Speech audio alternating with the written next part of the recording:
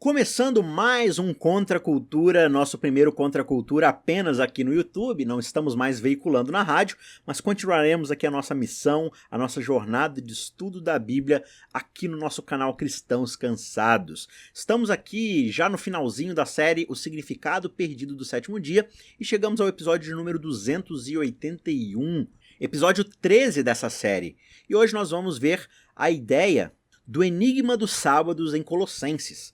Antes eu quero te lembrar, se você puder, se inscreva no nosso canal, compartilhe esse conteúdo e quero dar um breve recado de que eu sei que muitos se tornaram um pouco desconfortáveis com esse formato onde eu mais leio esse texto aqui, que na verdade é a tradução de um livro que eu estou adaptando para vocês sobre esse assunto, mas eu garanto a vocês que já está acabando, a gente já está encerrando o livro aqui, teremos mais uns 3, no máximo 4 capítulos, e aí, se Deus quiser, já em 2022 a gente retorna ao Contra a Cultura naquele formato de bate-papo com a Mayara, com a Vanédia e com outros convidados, onde, como eu já expliquei em episódios anteriores, a gente vai ter agora não seguindo a lição, né? A lição a gente está fazendo um resumo semanal aqui no canal, mas a gente vai estudar no Contra a Cultura livros da Bíblia em específico, seguindo ali verso a verso, com calma, discutindo o real significado, tá bom? Então fiquem firmes aí, fiquem atentos, se inscrevam, assinem as notificações para que quando as coisas começarem você não perca nada do que vai começar. Tá bom? Então, vamos para o nosso episódio de hoje.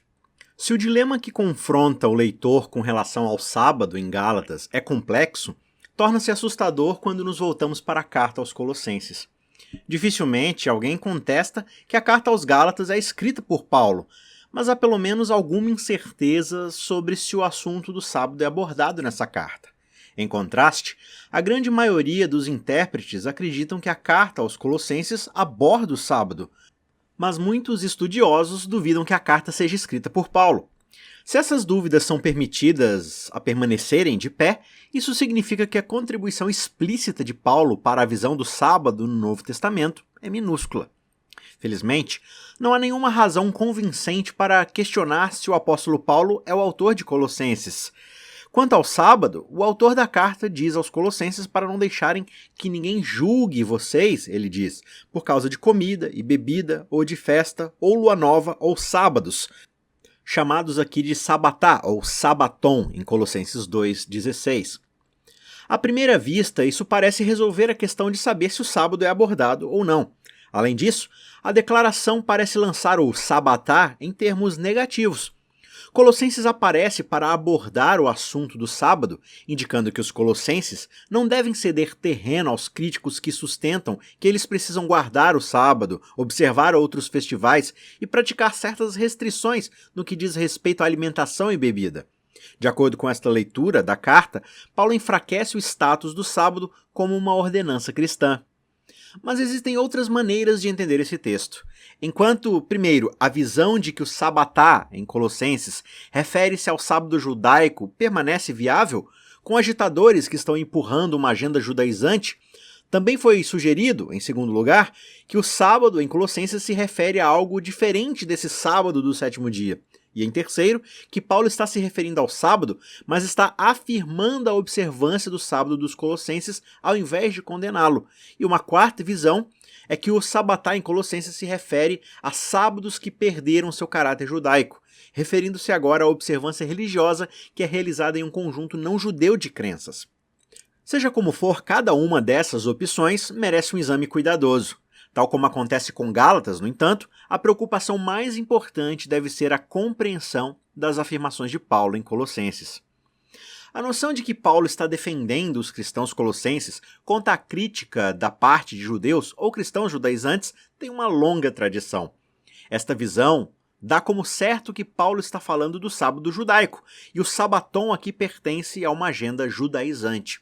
Nesta interpretação, Paulo busca em todos os lugares lutar contra as influências judaizantes com uma mensagem que implica um maior nível de desenvolvimento religioso.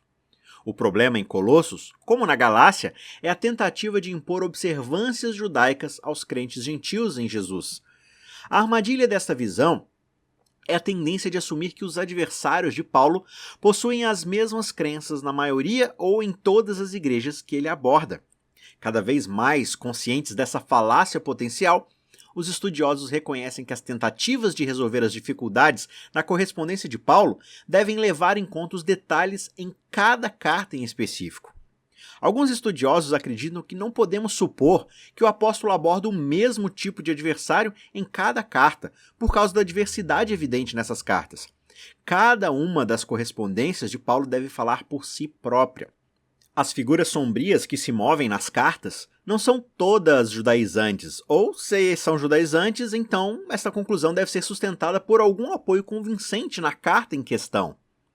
Em um tom muito mais moderado do que na carta aos Gálatas, Paulo insta aos colossenses para que ninguém venha enredá-los com filosofias e vãs sutilezas conforme a tradição dos homens, conforme os rudimentos elementares do mundo e não segundo Cristo. Colossenses 2:8.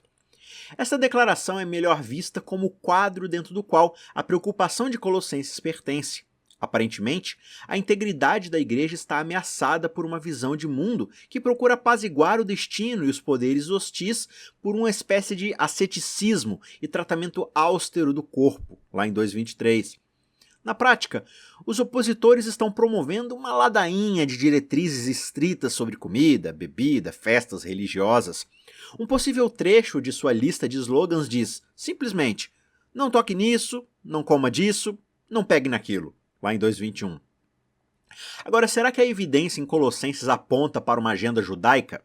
A fim de chegar a termos com os adversários de Paulo nesta carta, o intérprete deve abordar os textos que são os mais significativos e sobre os quais existe, felizmente, um certo grau de consenso. Atendendo ao desafio em Colossenses, outro ponto de vista argumenta, corretamente, na minha visão, que Colossenses não se opõe a um grupo dentro da igreja colossense. Na verdade, parece bastante certo de que Paulo em nenhum lugar da carta fala de uma apostasia ou mesmo de qualquer dissidência entre ele e os cristãos colossenses.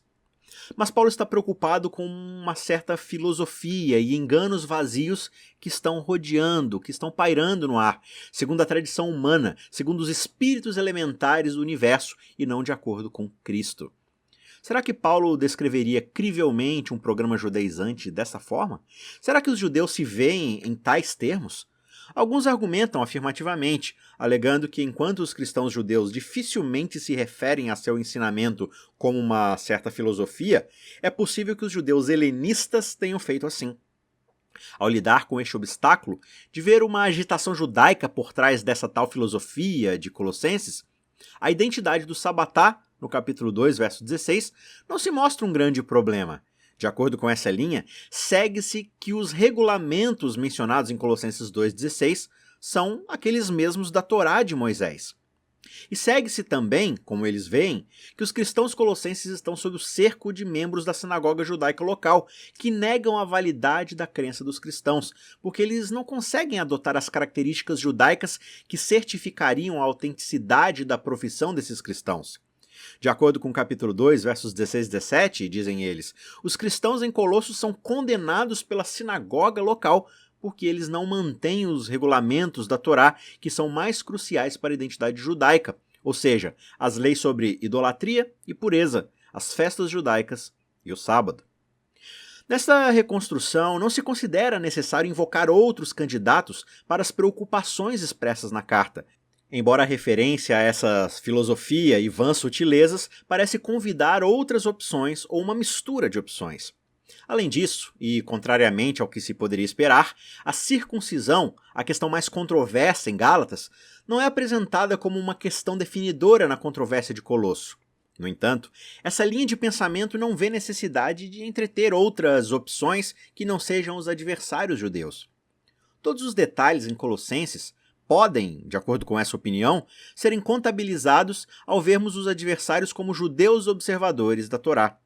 Esta visão, afirmando a atitude da interpretação cristã tradicional, tem a visão mais negativa em relação à questão do sabatá em Colossenses. Uma opção mais simples sustenta que Paulo está abordando algo diferente do sábado em Colossenses, concentrando-se no termo que é usado e não no contexto. Os defensores desta visão argumentam que o terceiro membro da frase festivais, luas novas ou sábados refere-se apenas aos membros anteriores. Enquanto a enumeração de festas, eorte, luas novas, neumênia, ou sábados, sabatá, possa significar um movimento de observâncias anuais, paramensais e parasemanais, num padrão que reflete os antecedentes do Antigo Testamento, tem sido sugerido que a frase em Colossenses deriva-se do dispositivo literário de uma espécie de paralelismo invertido, movendo-se de anual para mensal e depois de volta ao anual. O suporte para essa construção pode ser encontrado relacionando a declaração de Paulo em Colossenses, lá com Oséias, capítulo 2, verso 11, onde diz: farei cessar toda a sua alegria, as suas festas, as festas de lua nova, os seus sábados e todas as suas solenidades. Em um livro em que examina muitos outros fatores linguísticos que apontam para uma interpretação não semanal do sábado, o autor Ron Duprez argumenta que este verso em Oséias representa não só um paralelismo invertido, mas um paralelismo invertido aumentado, ampliado. Os sábados aqui em questão, assim como o festival que inicia os 4 membros da lista, são os sábados anuais do ano litúrgico judaico, de acordo com Levíticos 16, 31 e 32. Em outras palavras, o sabatá de Colossenses refere-se a sábados cerimoniais e culticos, e não ao sábado semanal do 7º dia. Esta reconstrução encontra apoio no argumento de Paulo de que os festivais, luas novas ou sábados são ditos como sendo uma sombra do que está por vir, como fala o capítulo 2, versos 16 e 17 de Colossenses, e aceita a construção argumentativa dessa ideia de sombra versus realidade, que é comum em outras interpretações. De acordo com a visão cristã do calendário litúrgico judaico, uma série de ocasiões anuais especiais no sistema judaico foram destinados a prefigurar a vinda de Cristo. Estas ocasiões também são chamadas de sabatá, assim como lá em Levíticos 16, 31 e 32. Na medida em que Jesus é a realidade prefigurada por essas ordenanças, reverência para com a sombra estabelece uma concorrência em termos de ponto de referência. Isso se sobrepõe com a interpretação anterior de que ninguém pede pela sombra, por maior que seja, uma vez que a realidade tenha chegado. Os parâmetros contextuais da questão do sábado em Colossenses são um pouco vagos. Como é evidente na visão sugerida anteriormente, o texto, em vez do contexto, define o tom para a interpretação. Embora a complexidade reconhecida forneça garantia para um curto-circuito, o desafio contextual está longe de ser resolvido. O apelo dessa abordagem é a sua simplicidade. A desvantagem é que é improvável persuadir a menos que envolva as questões que são abordadas na carta. Outras interpretações propostas sobre o sabatá em Colossenses possuem a característica de assumir esse desafio. As duas opiniões vistas até agora são muito diferentes. Uma ignorando a demanda para considerar o contexto, e o outro tendo uma visão do contexto, mas que parece ignorar marcadores que apontam para um conjunto de problemas não judaicos e mais complexos. Notavelmente, uma terceira visão argumenta que Paulo não está culpando os colossenses por adotar práticas que são irrelevantes, ele está de fato afirmando-os, encorajando-os no que eles estão fazendo.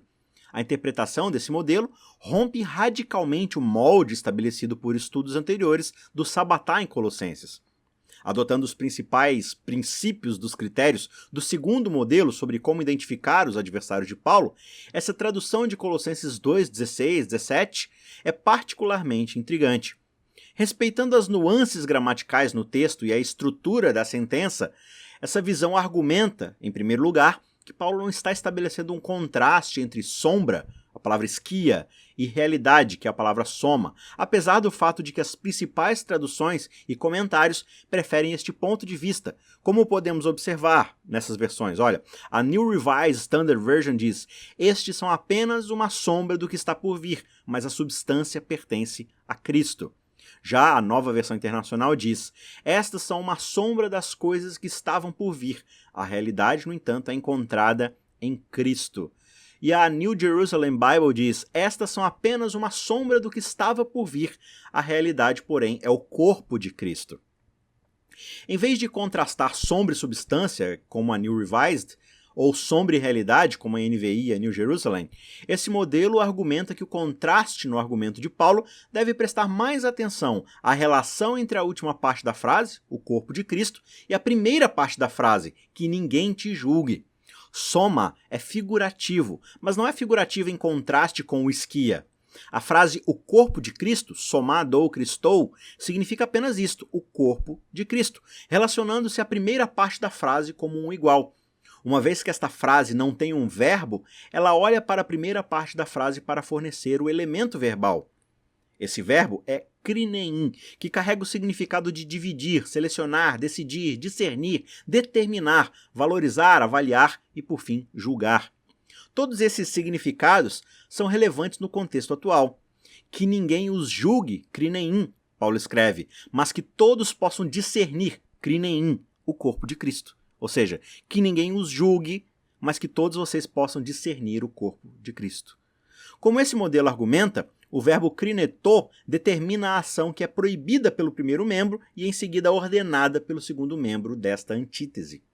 Onde as traduções tradicionais veem Paulo exortando os colossenses a serem firmes diante da crítica das práticas que não estão observando, a tradução deste último modelo encontra um sentido contrário. Paulo estaria exortando os colossenses a não serem dissuadidos pela crítica das práticas que eles estão de fato observando, o que significa festivais, luas novas e o sabatá. Sua disputa não é com um sistema que ele considera inválido, mas com um sistema que serve a um propósito. Embora reconheça a ausência da realidade última na cronometragem do sistema cristão, o autor de Colossenses ainda defende a sua validade por causa de sua relação à realidade última. Ele exorta os colossenses a não se submeterem à crítica de que seu esquema de manutenção do tempo é inútil, tirânico ou ilusório. Ele os exorta a ignorarem a acusação de que a prática dos festivais, luas novas e sábados propaga falsas esperanças e expectativas sobre o futuro. Ele admoesta os colossenses que ninguém te critique pelo teu comer e beber ou em relação aos seus festivais, luas novas ou sábados, cujas práticas são uma sombra de coisas por vir, mas deixem que todos possam discernir o corpo de Cristo por meio de seu comer, de seu beber ou em relação às suas festas, luas novas ou sábados. Em vez de estar na extremidade defensiva de uma crítica pungente, o autor incentiva os colossenses a tomarem a ofensiva e proclamarem Cristo aos críticos, por meio de suas práticas cristãs. As práticas que estão sendo criticadas na carta são as práticas dos cristãos colossenses, não são as práticas dos adversários de Paulo. Estes adversários estão de fato tentando levar os colossenses cativos através da filosofia e do engano vazio, e é precisamente por esta razão que eles atacam a prática colossense. Levando esta interpretação ao nível de opções e probabilidades históricas reais, o modelo sugere que os críticos em Colosso são cínicos, dado que o tipo de crítica corresponde ao que se espera de um ponto de vista cínico. A contribuição distintiva deste estudo, então, é ver a verdadeira observância do sábado em Colossenses e afirmá-la. Agora vamos para uma quarta opção, que retorna à visão de que Paulo está de fato criticando as práticas entre os colossenses, mas ele não está contra eles pelo fato de serem judeus ou de um tipo judaizante. Esta visão olha para características na carta que não são facilmente explicadas dentro de um paradigma judaizante. Onde os estudos tradicionais viram uma intenção judaizante por parte dos adversários de Paulo, os estudiosos deste quarto modelo abriram novos caminhos ao enfatizarem o enraizamento gnóstico da filosofia em Colossenses. Esse estudo abriu as portas para outras visões sobre os oponentes em Colossos, e a maioria das interpretações agora vê uma constelação não judaica trabalhando, muitas vezes com uma mistura de ideias e práticas que possuem uma espécie de sabor, de tom judeu. De acordo com o respeitadíssimo teólogo F.F. Bruce, o ensino desviante recebido pelos colossenses fundiu uma variedade local do judaísmo com uma espécie de filosofia de origem não judaica, uma forma primitiva e simples de gnosticismo. Este judaísmo alternativo é um grito distante da ortodoxia forte que Paulo encontra em outros lugares e geralmente tinha uma má fama entre os judeus. Evidências de fronteiras turvas entre grupos religiosos em termos de crença e prática não tem sido difícil de encontrar. Bruce cita um exemplo de Colossos de uma senhora judia que poderia ser tanto governante honorária da sinagoga quanto uma espécie de sacerdotisa do culto imperial pagão. Outros estudos revelam uma mudança semelhante na opinião, concluindo, por exemplo, que mesmo que haja elementos judaicos no movimento em Colosso, ele não navega sob a bandeira da lei mosaica, mas sob essa filosofia moderna. Mesmo o escrito de dívida do capítulo 2, verso 14, referido na carta, tem mais em comum com as regras de Pitágoras do que com a lei mosaica. Um outro estudioso encontra a observância do sábado e outros dias sagrados entre os colossenses repousando sobre a sua compreensão dos elementos da natureza e não do Antigo Testamento. Quando esses dias são escolhidos, ele diz, e cuidadosamente mantidos, o curso da natureza é seguido como determinado pelo movimento das estrelas e astros, de acordo com a visão colossense da realidade, diz ele. Portanto, a exigência de observar festivais, luas novas e sábados não seriam baseadas no Antigo Testamento ou nos 10 Mandamentos. Em vez disso, a obrigação derivaria dos princípios rudimentares deste mundo. Para os colossenses, estes princípios determinam o curso das estrelas e estabelecem a ordem do calendário. Uma vez que os seres humanos estão sujeitos aos elementos do mundo através do nascimento e do destino, devem submeter-se a eles, observando regras dietéticas, ascéticas e horários definidos. A filosofia faz uso de noções assumidas pelos judeus, conclui esse estudo, mas estas foram reformuladas na fornalha do sincretismo e submetidas aos elementos do mundo para se tornarem veículos para a sua expressão. A possibilidade de que os colossenses observaram um calendário sagrado por causa dos espíritos elementares do mundo deve ser distinguido da manutenção do sábado no Antigo Testamento, onde este é prova de conformidade com a lei de Deus. Um outro teólogo sugere que Paulo não está condenando o uso de dias ou estações sagradas em si, mas o motivo errado envolvido quanto à observância desses dias que está ligada ao reconhecimento dos espíritos elementares pagãos. De forma ainda mais profunda, essa visão demonstra que os princípios dos adversários de Paulo em Colossos são bastante diferentes dos pontos de vista que ele confronta em sua carta, por exemplo, aos Gálatas. Por um lado, não há menção das obras da lei e nenhuma polêmica contra a circuncisão. Isso leva a concluir que os líderes da filosofia colossense são gentios, na verdade. O ambiente foi caracterizado por um nível significativo de sincretismo religioso. Houve uma significativa quantidade de empréstimos de um culto para o outro. Havia também uma forte tendência para as novas religiões assimilarem as características das antigas religiões locais. Mas se os adversários em Colossos eram gnósticos, platônicos e pitagorianos, cínicos, aderentes aos princípios da religião popular, ou pessoas que empurraram uma mistura distinta de platonismo popular, judaísmo e elementos cristãos que coabitam em torno da busca pela sabedoria, como argumentado em profundidade por outros estudiosos, o denominador comum de todas essas opções é o que eles não eram, e eles não eram, principalmente, judaicos. A busca de sua exata identidade pode nos iludir, mas a soma de todos esses estudos percorre um longo caminho para eliminar a noção de que os adversários judaizantes constituem uma conta única, uma única direção, definível e adequada para o conflito em Colossos.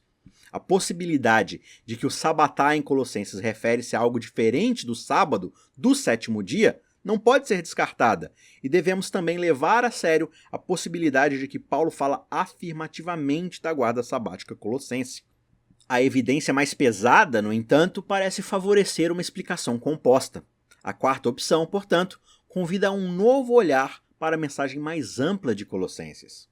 Mesmo que os festivais, luas novas ou sábados sejam termos originários de práticas judaicas, eles não têm o mesmo significado para os colossenses como lá no Antigo Testamento. Especialistas entendem que os colossenses não estavam interessados nos festivais e no sábado porque eles ensaiavam a narrativa do Antigo Testamento ou porque prefiguravam a salvação. Tempos e estações são expressões da ordem governada pelos poderes cósmicos que dominam o nascimento, a morte, as doenças e o destino da humanidade, segundo a crença colossense. Quando esta diferença crucial entre o significado do sábado no Antigo Testamento e o dos colossenses é negligenciada, ela leva a conclusões injustificadas e enganosas. A ênfase de Paulo não pode ser divorciada de seu contexto histórico ou do problema específico que ele procura corrigir. Ao contrário da perspectiva colossense, o sábado no Antigo Testamento dificilmente repousa sobre uma filosofia vazia e enganosa baseada na tradição humana e nos princípios rudimentares deste mundo. Mais do que em Gálatas, Paulo está preocupado com a criação e o início do mundo, e não menos do que em Gálatas, ele está ansioso para apontar o que tem sido feito para corrigir o que deu errado. Duas ênfases distintas se unem nesta carta, a primeira apresentando Cristo como Criador, e a segunda apresentando Cristo como aquele que superou os principados e potestades. Ambas as ênfases têm justamente uma relação com o sábado. Em Colossenses, Paulo enxerga a criação e o trabalho de restauração como indivisíveis, mantidos juntos na mesma pessoa. Cristo, insiste Paulo, não é apenas o Salvador, mas também o Criador. Em uma das declarações mais desenvolvidas sobre a divindade de Jesus no Novo Testamento, Paulo escreve que ele é a imagem do Deus invisível, o primogênito de toda a criação, pois nele todas as coisas foram criadas, no céu e na terra, visíveis e invisíveis, sejam tronos ou domínios ou principados ou autoridades. Todas as coisas foram criadas através dele e para ele. Ele é antes de todas as coisas, e nele todas as coisas se mantêm unidas. Capítulo 1, versos 15 a 17. Esta passagem inclui Cristo no Deus único de Israel. Cristo não está meramente exercendo a autoridade delegada. A criação de todas as coisas é uma característica da retórica monoteísta judaica, e Paulo a significa com uma série de preposições gregas, cada uma das quais cobre um aspecto das ações divinas que agora são encontradas em Cristo. A criação é dele, por meio dele e para ele, colocando Cristo dentro da relação divina com todas as coisas. Ele é, como esta terminologia foi entendida, a causa eficiente, a causa instrumental e a causa final de tudo aquilo que existe. Assim como no Antigo Testamento, o verbo bará, criar, é um verbo que só pode ter Deus como seu sujeito. O retrato do Novo Testamento de Cristo como Criador só pode significar que Cristo está incluído na identidade divina. Foi na plataforma do papel de Cristo como Criador que Paulo construiu o argumento para a obra de Cristo como Redentor. O Deus que cria e que redime são a mesma pessoa, e Cristo é essa pessoa. Sua supremacia na criação é a base para a cura do flagelo que afeta toda a criação. Mas isso é mais do que um argumento marcante e conveniente para a pré-existência e a divindade de Cristo. Em Colossenses, a criação é o ponto de referência para a redenção. Paulo vê Jesus como o primogênito da criação e o primogênito dos mortos. Seu papel como criador expressa seu mandato, mas também evoca a criação como o estado ao qual todas as coisas devem ser restauradas. Por causa do triunfo de Cristo, a criação poderá voltar a si mesma. A criação e a redenção pertencem a um todo indivisível. O argumento de sua indivisibilidade e as provas de seu sucesso se encontram no mesmo agente, Cristo como Criador e Restaurador. Quando Jesus andou pela terra como ser humano, diz Paulo, ele afirmou e recuperou o domínio sobre todo o território que lhe trouxe a existência no princípio. Paulo afirma que, através de Cristo, Deus teve o prazer de reconciliar consigo todas as coisas, seja na terra ou no céu, fazendo a paz através do sangue de sua cruz. Capítulo 1, verso 20. O significado da reconciliação pode ser melhor expresso em termos cotidianos. Paulo usa a palavra grega apokatalasso, que significa reestabelecer relações interpessoais amistosas adequadas após estas terem sido perturbadas ou quebradas. Ele também explica que as características componentes desta série de significados envolvem ruptura das relações amistosas por causa de provocações presumidas ou reais, comportamento ostensivo projetado para remover a hostilidade e restauração das relações amistosas originais. No fim das contas, Paulo diz que através do Filho, Deus decidiu trazer todo o universo de volta para si mesmo. A restauração de um relacionamento anteriormente amigável, mas posteriormente quebrado, vem a ser o significado do que Cristo realizou por sua morte na cruz.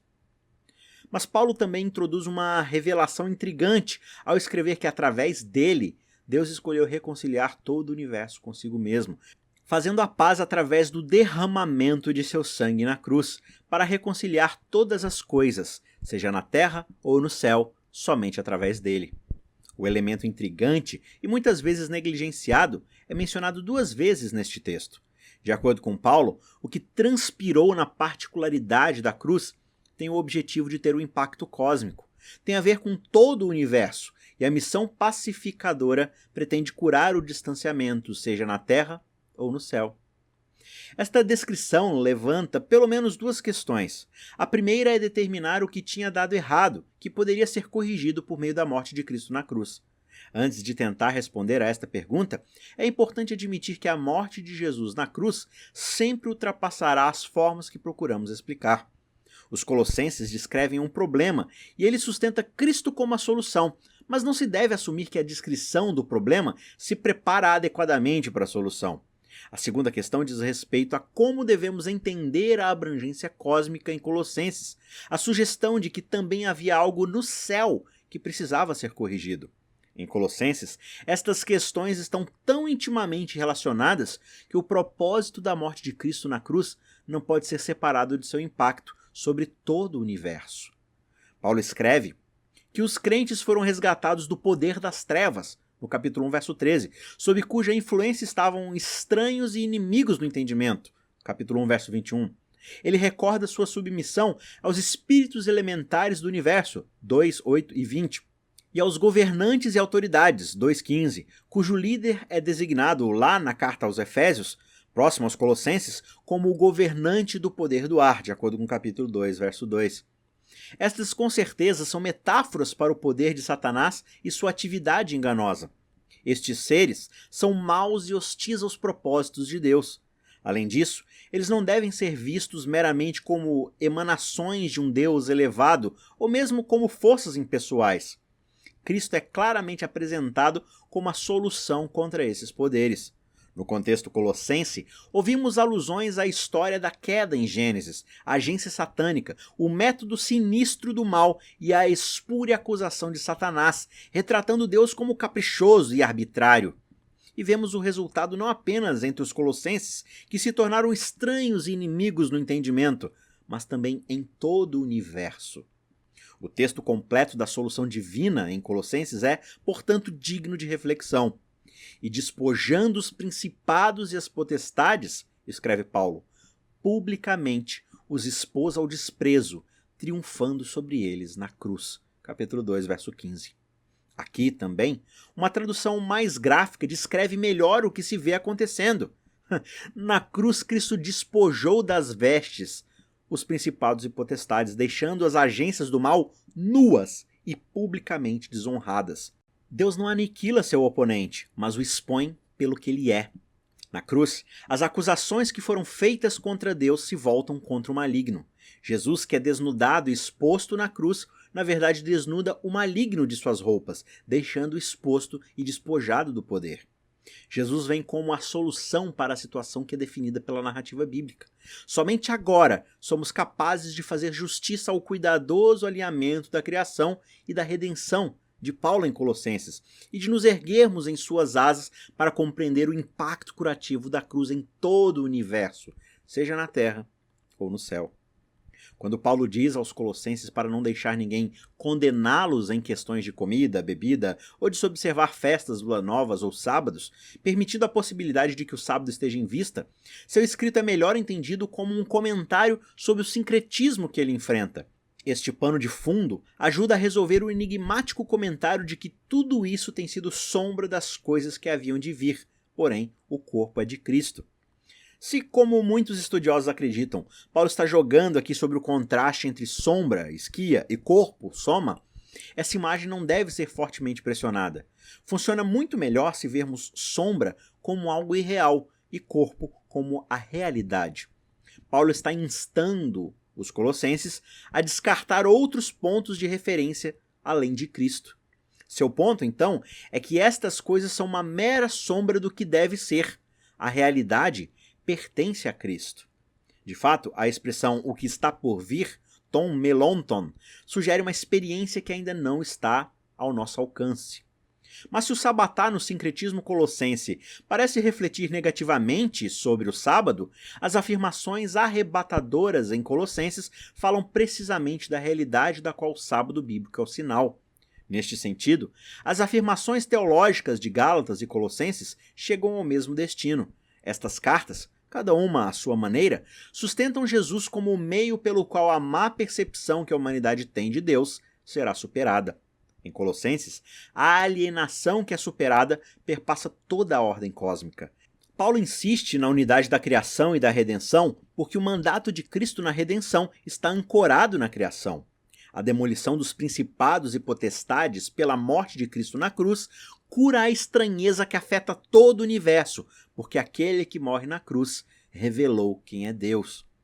Parece quase simples demais afirmar que as constatações teológicas de Paulo em Gálatas e em Colossenses correm em paralelo com o que o sétimo dia afirma sobre Deus. Ao anteciparmos, como vemos na história, que a igreja cristã se afastará do sábado, a mensagem de cumprimento de Paulo e sua história de fidelidade de Deus não são o solo em que devemos esperar descontinuidade. Se o sétimo dia é o sinal da criação, será que algum outro dia será o sinal da redenção? A resposta deve ser que tal mudança é inconcebível, a menos que tenha havido uma quebra na identidade de Deus. Se o sábado é o dia do Criador, será que o Redentor terá um outro símbolo? Em muitos pontos, somos prejudicados por nossa capacidade limitada de resolver a situação a que Paulo está se referindo. Duas conclusões, porém, são possíveis. Em Colossenses, como um todo, o sabatá não vem diretamente do Antigo Testamento ou de um simples adversário judaizante. O ponto de vista tradicional é defeituoso nesse ponto. Ainda mais importante, vemos Paulo proclamar que o Cristo restaurador é também o Cristo criador, aquele em quem toda a plenitude da divindade habita corporalmente. A criação e a restauração não se desfazem, não se anulam, porque a restauração prova a fidelidade de Deus. Um relato claro e definitivo do sabatá em Colossenses pode estar até fora de alcance, mas as afirmações mais pesadas desta carta são aquelas das quais o sábado é justamente o sinal.